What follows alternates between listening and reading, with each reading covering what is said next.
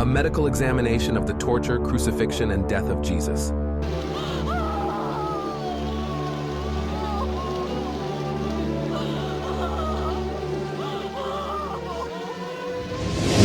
To pay for our salvation, Jesus suffered unimaginable torture, pain, and agony.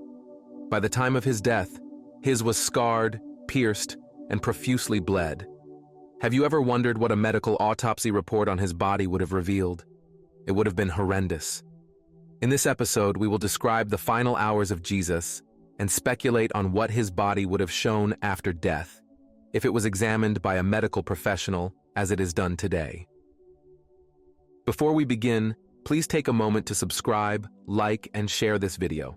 God bless you. The death of Jesus is one of the most profound events in history, the suffering and crucifixion of the incarnated Son of God. But I want us to look at this from a perspective we often shy away from: the medical reality of what he endured. We've heard the spiritual and emotional aspects of his sacrifice, but few of us truly grasp the depth of the physical torment he experienced. To put things in proper perspective, my goal is to take you through the immense agony, moment by moment, as Jesus faced one of the most brutal forms of execution known to mankind. The Garden of Gethsemane, the first signs of agony. Jesus' suffering didn't begin at the cross. It began the night before in the Garden of Gethsemane, where his emotional anguish was so severe that it manifested physically. The Gospel of Luke tells us, "And being in anguish, he prayed more earnestly, and his sweat was like drops of blood falling to the ground." Luke 22, verse 44. This condition, known as hematidrosis, is rare but very real. It occurs when a person is under extreme stress, so intense that the tiny blood vessels near the sweat glands rupture. Imagine the mental burden he was carrying, knowing he would be tortured and executed within hours, bearing the weight of the world's sin. His body was already breaking down under that pressure before a single hand was laid on him. The arrest and beatings, the first strikes. After his betrayal by Judas, Jesus was arrested and led away. The first physical blows came swiftly. John tells us that Jesus was struck in the face for the way he responded to the high priest, John 18, verse 22. Luke adds that he was blindfolded and struck repeatedly, as his captors mocked him, saying, "Prophesy, who hit you?" Luke 22, verses 63 to 64. From a medical perspective, these blows to the face would have caused swelling, bruising, and possibly fractures to his cheekbones and nose. But more than the physical pain, imagine being blindfolded and hit, without knowing when the next strike was coming. It would create not just physical trauma, but deep psychological torment, heightening fear and anticipation of more suffering. The scourging, a body torn apart. Then came the scourging, an act of brutal torture that the Romans perfected. Jesus was stripped and tied to a post, exposing his back. The weapon used was called a flagrum, a whip with multiple leather thongs, each embedded with shards of bone, metal, and glass designed to tear flesh with each strike. According to Roman practice, the scourging was intended to bring a person to the brink of death before crucifixion. With each lash, the sharp fragments would dig into his flesh, tearing through the skin, muscles, and even down to the bone. The Gospel of Matthew records, "Then Pilate took Jesus and had him flogged." Matthew 27, verse 26. Medical experts estimate that such scourging would cause severe blood loss, hypovolemic shock, and intense pain. His back would have been shredded into ribbons of flesh. Blood poured out with every strike, leaving his body severely weakened before the crucifixion even began. The Crown of Thorns. To mock his claim of kingship, the soldiers twisted together a crown made of thorns and pressed it into his scalp. Matthew 27, verse 29. These thorns were not small. They were long, sharp, and capable of piercing deeply into the skin. The scalp is one of the most vascular areas of the body, meaning that the blood loss from the crown alone would have been significant. But beyond the blood, consider the nerve damage. As the thorns pierced through the skin, they likely touched nerves in his scalp, causing a constant, sharp, burning pain that radiated across his head. Carrying the cross, a body already broken. After the scourging, Jesus was forced to carry his own cross through the streets of Jerusalem. John tells us that Jesus carried his own cross, John 19 verse 17, likely a large wooden beam that weighed between 75 to 125 pounds.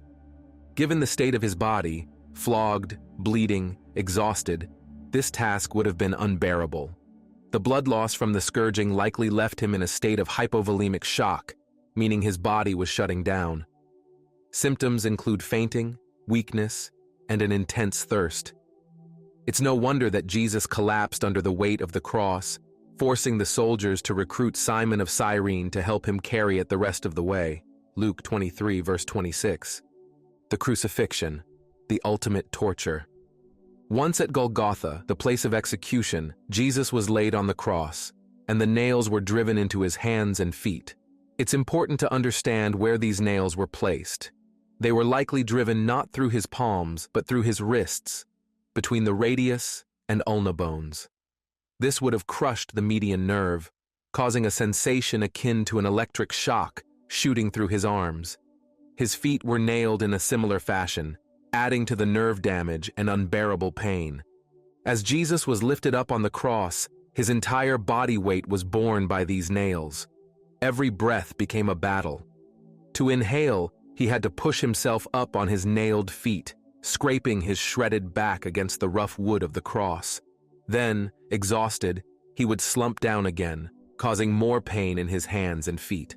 This cycle of rising and falling would repeat until his muscles were too fatigued to continue.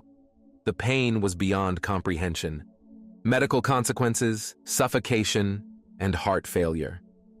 The position of crucifixion leads to a slow, torturous death by asphyxiation. As his arms stretched outward, his chest muscles became paralyzed. With each minute, breathing became harder, his lungs straining to draw air. Fluid likely began to fill his lungs, causing pleural effusion, a buildup of fluid that made it feel as though he was drowning from within. His heart, already weakened from blood loss and shock, struggled to pump blood. His pulse would have become irregular. His heart likely began to fail, leading to cardiac arrest. Every heartbeat was laborious, a struggle for life. The emotional and spiritual agony. As Jesus hung on the cross, the emotional pain must have been just as overwhelming as the physical. His friends had abandoned him. The people he had loved and served were mocking him, as Matthew records. Those who passed by hurled insults at him, shaking their heads and saying, "Come down from the cross if you are the Son of God." Matthew 27, verse 39 to 40. The soldiers, too, mocked him as the King of the Jews. But the deepest emotional wound came when Jesus felt the abandonment of his Father. In his darkest hour, he cried out, my God, why have you forsaken me?" Matthew 27, verse 46. This cry of dereliction shows the spiritual weight of the moment. Jesus, bearing the sin of the world, felt the full separation from God that sin causes, a separation that should have been ours to bear. The death of Jesus, the final moments. Finally, after hours of unimaginable pain, Jesus cried out, "It is finished," John 19, verse 30, and with his final breath he said, "Father, into your hands I commit my spirit," Luke 23:46. At that moment, his heart stopped.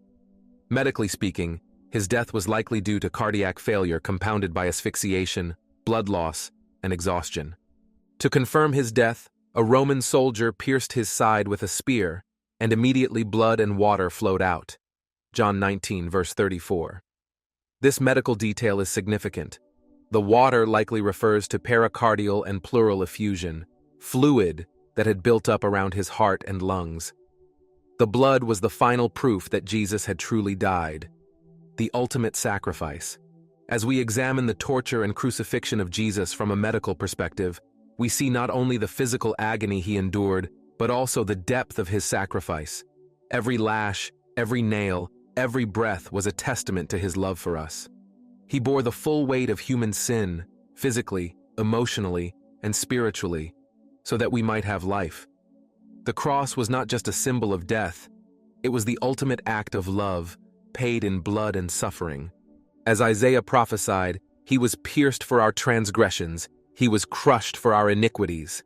The punishment that brought us peace was on him, and by his wounds we are healed. Isaiah 53 verse 5. Thank you for watching. Please remember to subscribe to this channel, like and share this video. God bless you. Amen.